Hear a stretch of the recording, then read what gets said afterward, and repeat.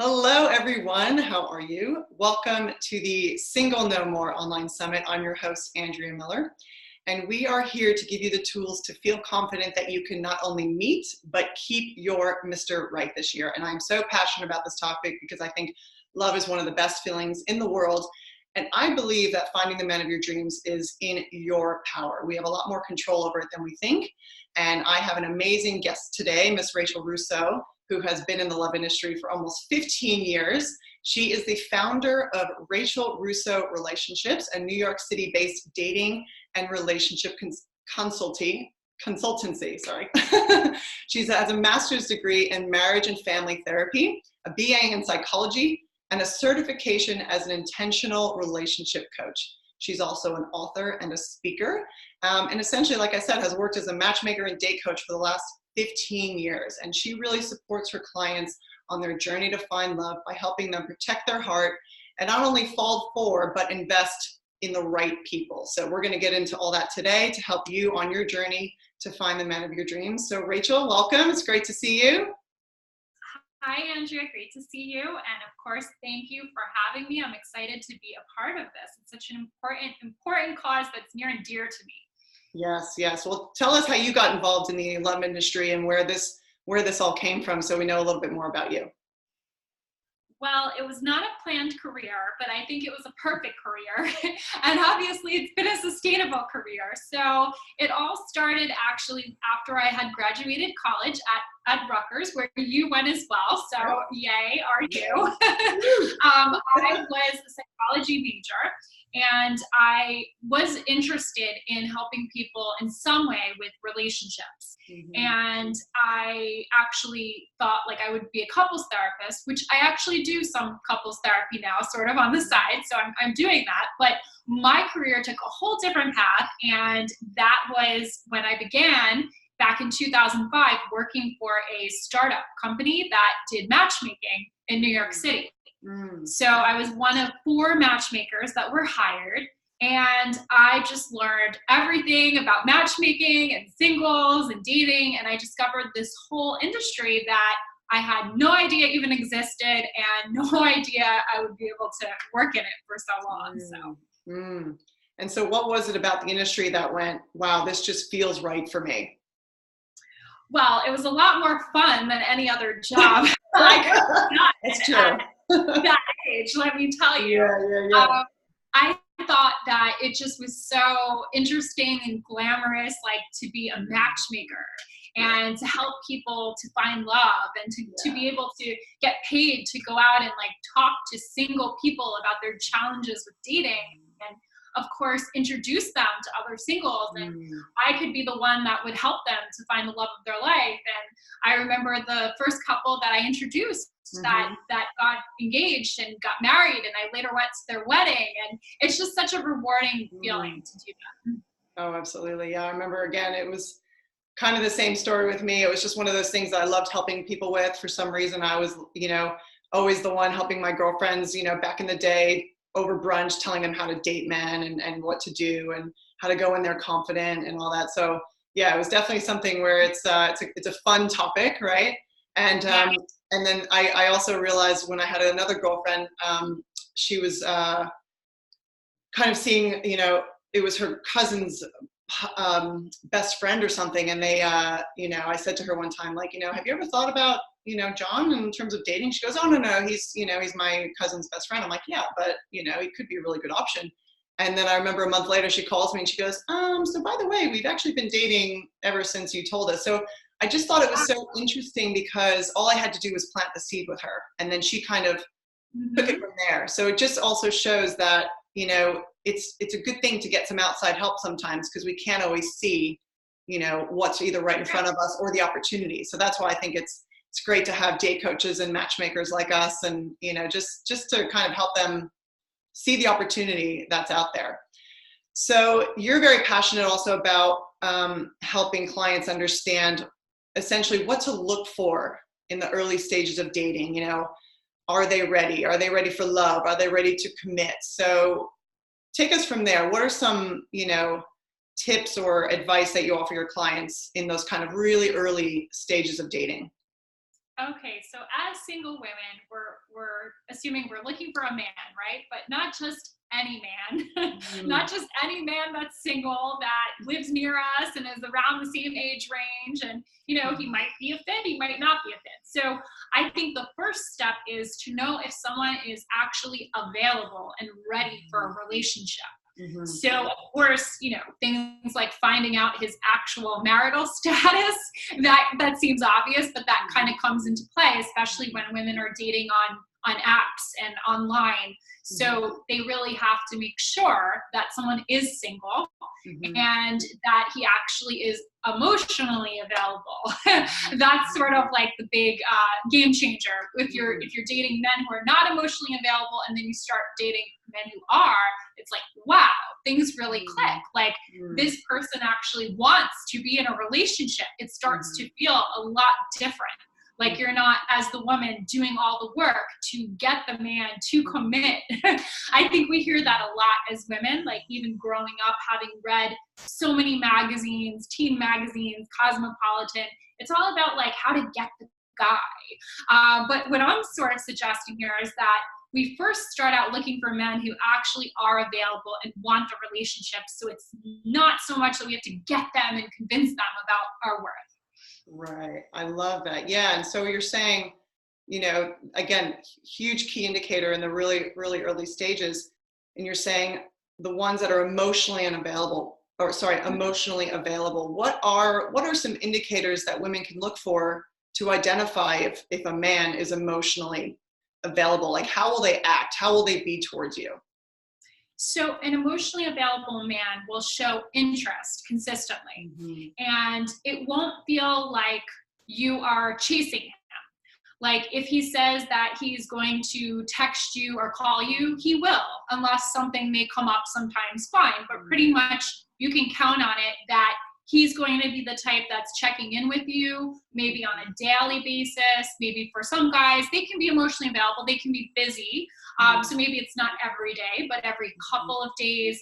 So what happens with a man who's actually wanting a relationship, who's wanting to learn more about you, you get the genuine sense that he actually wants to know what's going on in your life, like between dates. Mhm. So it's not just a man who's texting you to set up the date and then you never hear from him again, but he's actually saying, how's your day? How's work? How did your presentation go? Yeah. Things like that. So Yeah. he's keeping in touch and he's showing consistent interest in you. Those are two things. And then the third thing comes a little bit more from doing some digging. And that may be conversations that you have in the early stages of dating Mm. to get a sense of what are his priorities in life. Is he super focused on career to the point that he can't actually have a relationship and he's just looking for something casual? Is Mhm. he hung up on an ex-girlfriend? Is he not ready for marriage or kids? So you kind of have to have conversations to see where his interest really lies, like what's really important to him at this stage in his life. And if it's a relationship, I think you'll know from not only his words that he's sharing with you, but also from the behavior and the way that he is treating I think that's an amazing tip is to really, I think a lot of women get burnt out because they're going after those men who, again, maybe are hung up on someone else, all those things. But even just if they're not wanting a relationship at all, which there you. are going to be Mhm. those guys out there because they want to meet people, they want to hang out, they want to have fun, they want to have sex, they're guys. Um, Yeah. but I think if you're someone who wants more, a key indicator is, are they looking for a relationship? And again, the questions are the best way to do it. And how quickly do you think a woman can find that out in the first few dates, from asking the right questions? I think so. And I think we get better at this as we get older. You have That's to a good sort of chase. be a detective. So one thing I love about having like this expertise in matchmaking, I feel that I'm also a detective. And I can find things out very quickly, Yeah. things that add up or don't add up. I'll give you an example. So someone I know actually was going on a date with a guy who lives over an hour away from her, Mhm. and they met online. And for the first date, he asked her to meet him for coffee 5 minutes from where he lives. So I thought that was an indicator that he wasn't really invested in, he didn't want to make so much effort. He wasn't traveling to her.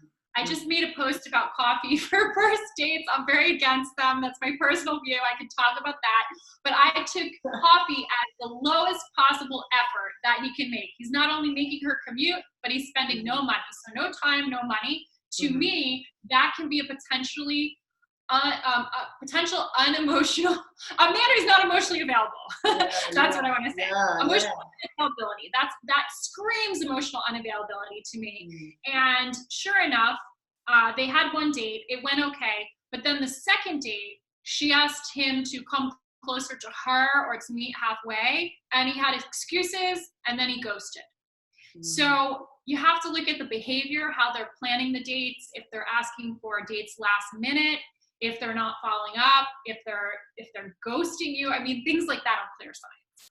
Yeah, I like what you're saying. It's almost like a low barrier to entry. It's like, how little can I put out to get this woman to make it easy on me, right? And we're not saying like you have to really like, invite, he needs to take you to the most expensive restaurant in your town.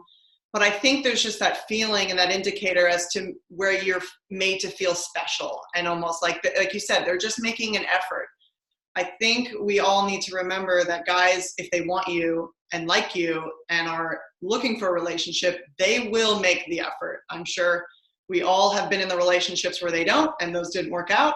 And then we've been in the relationships where there are guys who will happily pursue us. And, it's a big difference, right?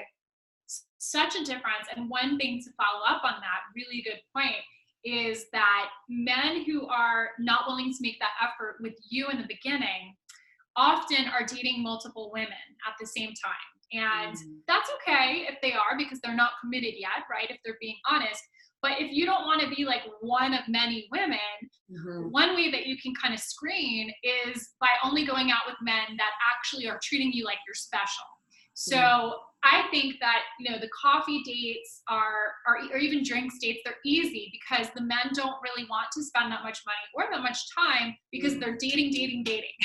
So if that's something that you don't want, then I suggest that maybe you go on less dates, and it's really about quality and not quantity. So you take your time to, instead of going out with 2 or 3 dates a week, 2 or 3 guys, why not just pick one guy, the guy that seems the most of a match for you and makes the most effort? I think that would increase your chances. Yeah. Do you have a lot of clients as well who also, though, find it hard? Because I know sometimes when we still get that, when we do get the attention or the guy pursues us, we don't then, I don't know, we don't like him because he pursues us. So do you see that a lot, where it's almost like we chase after these guys who, make the minimal effort, but then the ones that show us the effort, we're like, no. Do you know why we do that? I think that it's a little bit of the human nature, like wanting what we can't have. But I actually think that if a woman is truly emotionally available herself, she will want the guy who pursues her. If she's not really so ready for a relationship, the other guy might be more intriguing to her, and he might actually fit patterns of men that she dated in the past. So she might have more chemistry with that man because it feels like a chase. And maybe somewhere in her brain, she associated desirability and love and everything with like challenge and chase, because that's what she experienced before. So that is what triggers her to feel chemistry. But I actually think we need a rewiring of the brain there, because that is not necessarily what is going to lead to long-lasting love and a healthy relationship.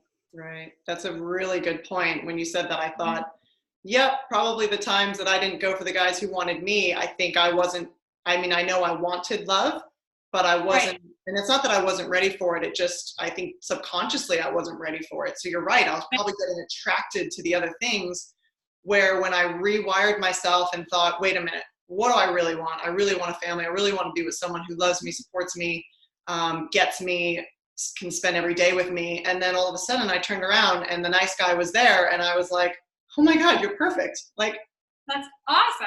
And It was, of course you wanted him then because you were truly ready for it on every level, yes. right? Yes, it was almost like I made the switch first. I knew that I was ready. I knew what was going to be good for me or what was necessary for probably a good partner. And then all of a sudden, this guy who I thought was completely wrong, all of a sudden was like, perfect. And then all the other guys were like, not even, I'm like, you're not. That's awesome. It I'm was, so glad that worked for you. It's almost like you put different glasses on. right, You were yeah, looking through different lenses, and now you were like filtering in a different way based on men who yeah. really wanted a relationship. But I love it because I never thought about it's not about them changing. It's not about, oh, I'm not attracted to the good guy. It's just, what am I really looking for? And what do I feel like I deserve? And once I had a new perspective, and it almost just needed to be that almost like a softening of myself. And I never thought of it in the way you just described it. So that makes a lot of sense. Yeah. Oh, cool. I'm glad to hear that. I mean, as we're talking, I'm just sort of thinking as well, like a lot of challenges that women face are things that they're unconscious of with love. They'll be blocked in some way. And consciously, they think, oh, I've been looking forever. I want this to be my year. I finally want to find Mr. Right. But if you really get down to it and really analyze things, maybe there's something that they're insecure about. I've seen plenty of women that thought they were so ready, but then somewhere in them, they were like waging war on themselves because their skin wasn't perfect, or they needed to lose 10 pounds, or they didn't pay off their student loans. I mean, there's this understanding that sometimes we think you have to be perfect in order to find love, and there might always be something wrong. Who's ever going to be perfect? So if your expectations of yourself are that high, it could be very challenging to actually be ready to attract the right partner, because you're not having that self-love if you're still like hating yourself somewhere, even just a little, for these outer kinds of things. Yeah, I love it. We were talking about that self-love thing, and I think I always was like, oh yeah, I have self-love. I look after myself. I work out. I sleep a lot. I do all these things. But Yeah. we were saying before, I think we need to switch it and say it's all about loving yourself. Like you were just saying, if I'm not at the right weight, or I'm not pretty enough, or if you think anything about these things, it is going to impact your dating life. It's going to impact who shows up in the dating world out there. And then, like we were just saying, it's going to impact the people, not only that you attract, but who you're attracted to. So if we can essentially then give ourselves a little bit more kindness and really love ourselves, and that's what I had to do, all of a sudden, you're right, I became attracted to the right type of guy that is good for a long-term relationship. That's super interesting. Yeah, no, loving yourself is a big one. Now, oh my gosh, we've already covered something. About thinking they have love figured out. What was that part? Oh, okay. I'm getting a message. My internet connection is unstable. Uh-oh. Oh, hold on 1 second. Okay. I think it's mine. Like I got switched to a different network. Oh, okay. It's kind of an automatic switching you. But it does. Yes. Okay. I should be okay now. Great. So, yeah, I was starting to see that the words were going, but, and I'm like, I don't want to miss a word. So cool. I was saying that I think a lot of women can relate to what you're saying about self-love. We have this idea that it's getting a pedicure or sleeping or girls' night or whatever, but it's really so far beyond that. You have to kind of go on your own journey to figure out what it means for your life and to you. Yeah. How do you suggest women start that journey of self-love? I mean, there's some talk about, I have to be by myself. Other coaches say that you can do it while in a relationship. Where does one start? Well, I don't have a hard answer as if you can do it alone or do it with someone. I think it could work either way. But what I do think is that we need to slow down a lot because if we're just running all over the place from point A to point B and just getting caught up in things that are not really important, we're never going to really understand self-love because we don't really know what our values and our priorities are. So however people need to figure out what is really their priority at this moment in their life, that's what I think they should do. If it means going on a solo trip or going on some kind of retreat, or are taking a break from dating, maybe they do need to get alone just to kind of clear everything away because there's so many distractions. If they could do that with someone that they're dating, okay, fine. But, you know, maybe it's through conversation. Maybe it's through others sometimes that we can figure out what is most important to us. But I think that's what it is, kind of living your life in a purposeful way that is allowing you every day to really do things that speak to your values and help you accomplish goals. Otherwise, you'll be stuck. Otherwise, you'll just be answering tons of emails in your inbox, getting distracted by social media, going from this brunch to that brunch. It's always someone's birthday. I mean, life passes by so quickly. And then here it is, it's another year, you're still single. Love is really your priority, but you haven't made the time to figure out what you have to do to get that. So I think that the ultimate act of self-love is like taking kind of inventory of your life and getting rid of things that don't support your goals and adding things that do, and just focusing your time and energy around what is most important, like what is going to be nurturing to you.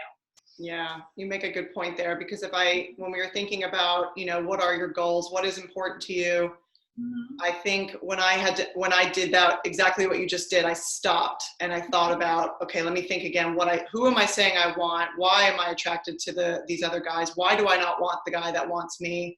What have I achieved in my life? And then I realized, wow, I've achieved all the goals that I actually had on my list. So if I look back, I think, I probably wasn't ready for love at those times because I still had a list and goals that I was going for. And so I wasn't really love the priority, but then also thinking, okay, well, I've done that now. I don't need to just put another goal in to distract me, or I don't have to do that to, you know, then, you know, feel worthy of a relationship. It was really nice to feel like I've done that. And now I can make, you know, love a priority. And it's okay that it wasn't a priority till now, you know, but again, there's a really clear intention. And I think, like with anything, when you put a goal in, like love, like a race or a job or anything, you have to put focus on it, right? Right. And you know what sort of annoys me? I guess I agree with you, but then aren't there a lot of people out there that are just like, oh, you know, you can't hurry love, you can't over focus on it, it happens when you least expect it, and things like that. But that so goes against everything that we do. I'm not suggesting that people are obsessed with it and like pursue it so much at the expense of everything else. But I think where you put your energy is where you get results. So you do have to make it, in my opinion, a priority. Yeah, and I think what I heard when you were saying that was, it's not in my control, it's just going to happen. And when you essentially not blame something else, but when you put the responsibility on something else other than yourself, that means you don't have to take action. Right, exactly. So it's kind of like saying, it's convincing yourself that you not only can't do anything, you don't have to do anything. And to me, that's a very disempowering way to go about life. It's so disempowering, right? Everything else we want in life, we are taught to go for our career, the education, the business. But then the love part, like this guy is just supposed to magically come along. And people say things like, oh, just live your life and be happy and go out with your friends. And yeah, but sometimes when you really want something, you have to do more to make it happen. Yeah, and I think exactly what you're saying is go out, do the things you love, but keep your eyes open. Yes. You can meet someone. It's more like if you're got your head down, of course you're not going to see anything. You can go out and, you know, it's kind of like you could be on a dating site, but if you're just there, but you're not reaching out to anyone, nothing's going to happen. So yeah, I can go out and have lived my life. Oh, I'm not meeting anyone. Well, because you're not really trying to meet anyone while you're doing those things. Exactly. And those are the perfect ways or times to do it. So, I mean, I've always been a fan of, you know, take everything into my own hands. You know, I'm sure to a lot of people it could come off as desperate, but it's also obviously proven and shown that if you can make it happen if you want to, you know, you don't have to just sit back and wait. You're living proof. For you, and you can inspire other people to do that. Well, that's exactly why I'm doing this. I hope my story proves to be an inspiration, because again, it wasn't without effort. And, you know, I always say everyone's always in a different place. Everyone's, like I said, either focusing on love or not. There's either the guy's looking for a relationship or not. There's so many things that do need to come together. So and it can be quite tricky, but there are things you can control. You can control who you're putting out there. You know, and then, yeah, I think there is always a bit of a little magic in there that always falls together. Because now I look back and think, oh my God, I can't believe we actually met. But it's so interesting to know that it was something that I potentially threw away, because we did break up. We broke up 2 times during our 4-year kind of courtship. And in the end, it was me that decided, I don't want to keep doing this. I don't want to keep breaking up and starting over, you know, all the time. I was 38 now, and I didn't want that to keep happening. So that's where, again, like you said, I took time out. I sat with myself. I really thought about what happened, or, you know, what I really wanted in a relationship. And that's where it's almost like, again, I took off the glasses that was, I need to keep doing this. I can't, I still want my single life, you know, commitment's too scary, all those things. And I put on the glasses of, oh my gosh, I love myself. I have a great person with me. How lucky am I? It almost went from like feeling in almost like a deficit to feeling in abundance. And it was literally just a mental shift, which is just incredible. So this is another good topic that you have a book on, is all about how to heal from your past, how to get over an ex. This is a very a topic that you know, I'm sure a lot of people have gone through. I mean, I know I wouldn't be where I was without going through the relationships that I did, but it can be very hard. And I do know a lot of people that hang on to, you know, previous relationships and do get very heartbroken. What's your advice on this topic? Well, you know, it's definitely a journey to get over a past relationship. If it was someone that was significant in your life, that you pictured a future with, someone that you love or loved, I think it can be very, very challenging. Like, this is when you say the struggle is real. It is not something that is necessarily linear either. I mean, I wrote this book because I saw so many people who would come to me for matchmaking who thought they were ready to move on, but then they weren't. And it was because they still had an attachment to an ex. And I personally wrote that book after like my first real breakup with someone that I was with for a long time that I struggled to get over. I'm like, wow, this is like the hardest thing. I'm coaching all these people and I can't even get over my ex. And it was a very like on and off kind of young relationship that I had. It took so long to get over. So I have personally been through it. So I feel, and then I was through it again a couple of times after that. So each time, I don't know if it gets easier or not. It depends. But I think it's very hard. So some things that I've seen that have really, really helped me personally, and that I suggest in my book. One of them, a lot of people don't like this because they're still holding on to their ex in some way. But I really believe in the no contact rule. And that means no contact. That means delete them from Instagram, block them on Facebook, stop texting them, don't talk to their friends, don't try to run into their mom, like really no contact. And I think that you have to do that for a while. I mean, personally, right now, I have a really great relationship with one of my exes, but we went through it and there were times of no contact and I really didn't think I was going to speak to him again, you know, because I had to block that and I had to move on and heal and I had like growing to do and he had growing to do before you can come back and have some type of friendship or whatever. You need to grieve the loss of the relationship. And one of the ways to do that is to just cut it out, you know, to really understand that this is over, that at this point it is broken. It may be broken forever. Some people do have second chances, and I'm not against those at all. Things have changed. But for the most part, I don't want to say most people that break up, but most people that break up, like it's not going to work out for them. And they have to accept that. So it's very, very challenging today, I think, with the social media and with everyone being so connected and with the texting, how easy it is to just like reach out to someone in a weak moment. One of the best things I think that I ever did, I gave my phone to a friend and I was like, please put his name as something else, a name that I do not know what that is because I don't want to talk to him.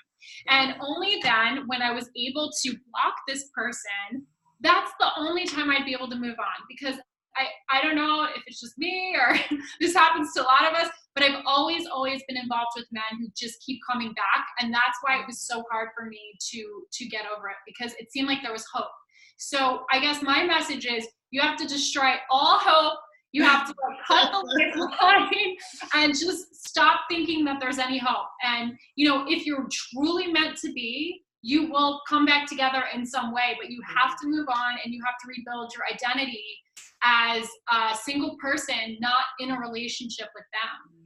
And I think that's the number one way that I can offer for people to heal, like almost like treat it like it's a death and grieve the relationship and then figure out who you need to be as a single person. And I think, like you're saying, it's you're confirming that it's normal to want to keep touch, or it's normal to, if they come back, and you have to decide, and it is a hard thing to do because you did share so much with this person. Yeah.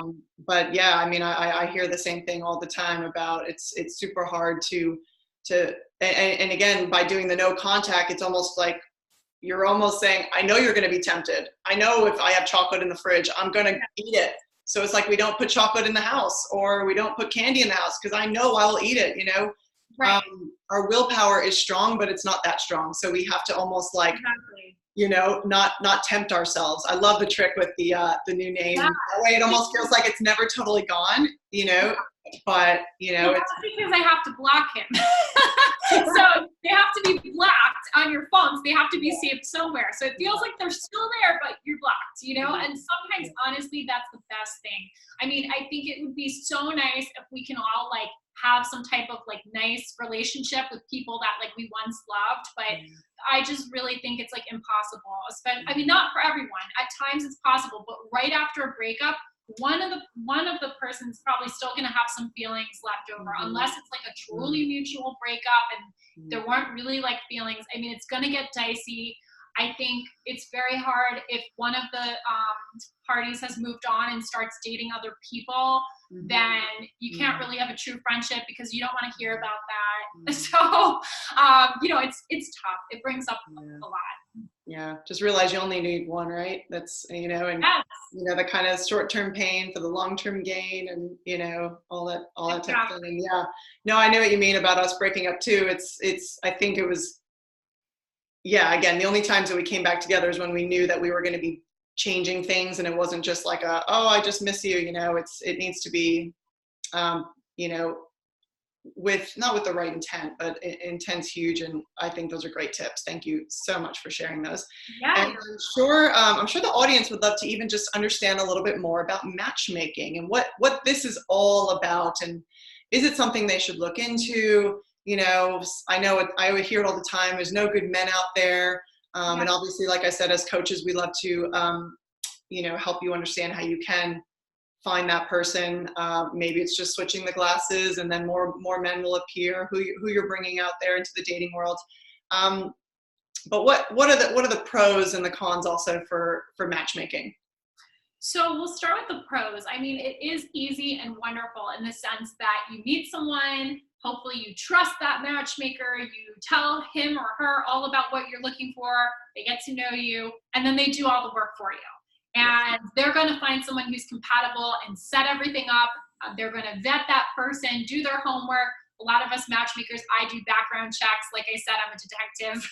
So, you know, you're going out with someone who is not a criminal and also relationship ready if they were screened by a matchmaker. So there's that. And supposedly, I say supposedly, I don't know, I have some skepticism in this because I work with a lot of matchmakers. I collaborate with so many through the Matchmaking Institute, where I also teach online courses where we met through all this stuff. But I am a little skeptical of some matchmakers these days because there's so many popping up. So I just think all matchmakers are not created equal, and you really have to trust who you're working with. So I guess I'm getting into the con because I'm saying supposedly. And this is something I can actually offer insight to people. And we can talk about that more later. I have a free gift I'm offering. But to know what to look for in a matchmaker if you're going to hire a matchmaker, and what are the differences between being a database member and being a client. and which is better for you. Essentially, I would like women to figure out, am I matchable with a matchmaker? Because some women are not matchable with a matchmaker.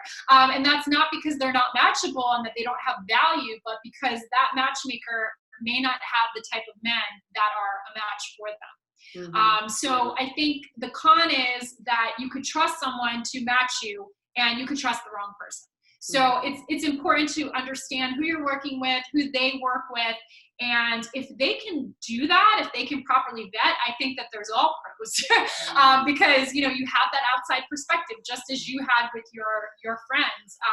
Somebody sees something that maybe you don't see. They introduce you to a man who you would otherwise never meet because he's out of your network. They set everything up for you, and they even get feedback. So that's another pro, getting feedback that you would not get if you were dating on your own, perhaps, because people don't really like to give real feedback.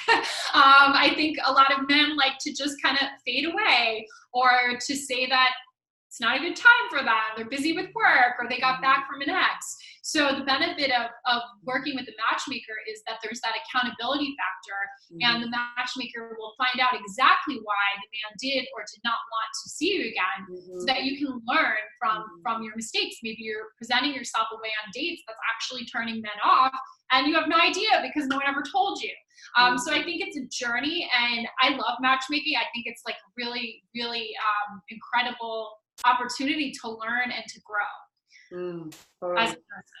And I think it's one of those things that could be working or happening alongside everything else. So I never say, don't just do online dating, or don't just do matchmaking, or join the database. So that way, if a matchmaker has a client that might be a good fit for you, they can call you. It's kind of like just having multiple things working, but still go out, go talk to the people at the supermarket, go do things that you enjoy doing, like playing sports or going to art classes or going to the movies, or anything that you enjoy doing, I say is an opportunity to meet someone. So are there any other tips that you have for people who are looking, not to say where to meet people, essentially, because I know that's a big question I always get.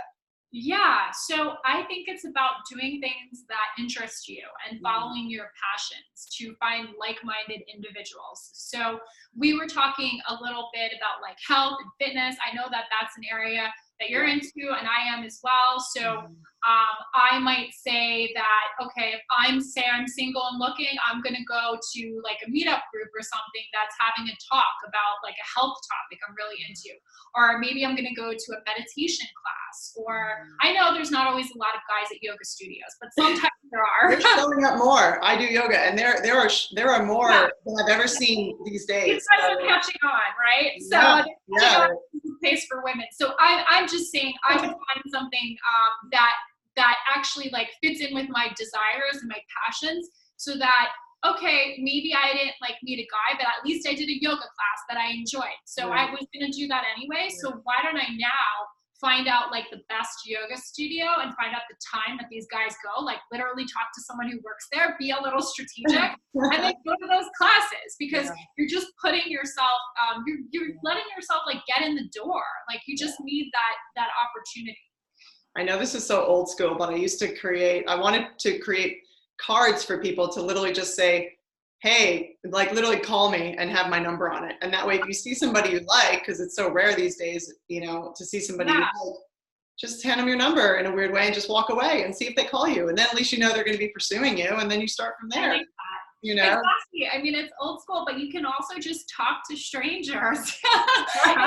That's what we've learned from our moms, probably. I think that the thing is that we have to take our head out of our phones and, be present in our environment and see that there are opportunities all around us. And sometimes we actually have to push ourselves to do things that are very much out of our comfort zone. Like if somebody invites you to a holiday party and you don't feel like going, maybe you should go, because maybe there is someone there that could be either for you or maybe you're going to make a friend. And I think as women, we have to help other women. So maybe this new friend that you have has a brother or a cousin or a colleague. And if she likes you and you say you're single, maybe she'll pick you up. So I think we have to do that. how do women get over that fear of saying that, oh, asking friends for help or family members, or saying, hey, I'd love to meet someone, and I know a lot of people sometimes just go, oh, I don't want to let anyone know I'm looking, it's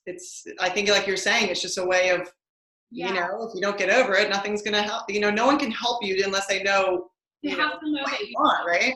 exactly. And I Yeah. think everybody wants to help. Right. I know that it can feel awkward to Mm. say that, but I think you have to just get over that. Like, you have to want the relationship badly enough that you're willing. Like, anything in life that you really want, there's a price to pay. So part of the price is perhaps getting yourself in a position where you might feel a little vulnerable or embarrassed to ask for help, but that you need it. That dating is hard today. And it's not just you that are struggling. I mean, there's tons and tons of like educated, successful, professional women, I'm sure, that are listening to this, and there's tons and tons more who are also single. So it's a problem that many people are facing, that they just don't have enough exposure to the right kind of guys, especially as they get older. They're not in college anymore, surrounded by like tons of single men. So it's just how it is. So I think that we have to get over that. Yeah, that's a good point. Except that, yeah, when you're younger and before all the phones mini computers that we were walking around, it was a lot easier to meet people out and about. Times have changed. So therefore, it's kind of like advertising. They're having to work harder to reach us because our eyeballs are in so many different places, where same thing, you're not going to potentially meet someone out and about as easily as maybe 20 years ago. So we just have to do some other things. Hey, put the word out for people. Right. And like we said, it really comes down to if you really want it. And like with anything, if you really want it, you can get it. So Exactly. And I like how you say advertising, because that's actually one thing that I do. Like, when I do strategy sessions with clients, I literally look at it from like a marketing perspective, like, because it is harder to get people's attention, and it's harder to sustain their attention because everyone is going on so many dates. Like, if a guy goes out with you and he's not wowed by you, you might not get a second chance. But years ago, you might have gotten a second chance because he didn't have 10 other dates lined up from Bumble. So I think it's all about standing out and looking at this sounds so marketing lingo, but what's your unique selling point? What is it about you that actually is going to capture his attention? So you might have to stand out a little more. I mean, yes, men are visual creatures, so you have to do whatever you can do in terms of your appearance to physically stand out. But then it goes beyond that. It's your personality and what you have to offer and how you make him feel. And you might want to think about, what do I bring to the table? Not just, okay, here's the laundry list of all the qualities I'm looking for. I can't find a man like this, but what am I offering? And really learn how to like communicate that to men. And that can feel uncomfortable because we have to sell ourselves. And who really likes to talk about themselves and write this profile and do all this stuff? But it is marketing. People have to know about you in order to want to be with you. Yeah, I mean, it's a good point. Like, what separates a man from the other man? And it's really their charisma, their personality. It's kind of crazy, but there's so many beautiful, gorgeous, successful, educated women these days. So that's, like you said, that list of I've done this is no longer the selling point, right? Because there's a lot of us. But then it's almost better, because then those could be viewed on the same thing, but then now realize that our personality is so unique to every one of us that is really what, like I was saying, makes us unique. And all you have to do is just bring that out, let that shine, and maybe a little pedicure just so we feel good and feel pretty. But that's really good. So you have a free gift for our audience. What is that? So, because obviously you know so much, and Yeah, so I just mentioned the strategy session. So that's usually an hour-long session, but what I'm going to offer is like a mini strategy session. So essentially, it'll be a consultation, and I can do it on video or audio from anyone, anywhere around. That's country, out of the country, wherever you're located. I can help you and essentially figure out, how do we find your match? So this is where I can give people personalized advice based on where they live. Perhaps I know matchmakers in the area I could refer them to. Maybe I know a dating site. Maybe I know the best single spot. I mean, there's things like that I can point you in the direction of resources. maybe I can suggest books that you can read. If I pick up on you having some type of love block, I will probably be able to give you advice, really pinpoint like what your issue is.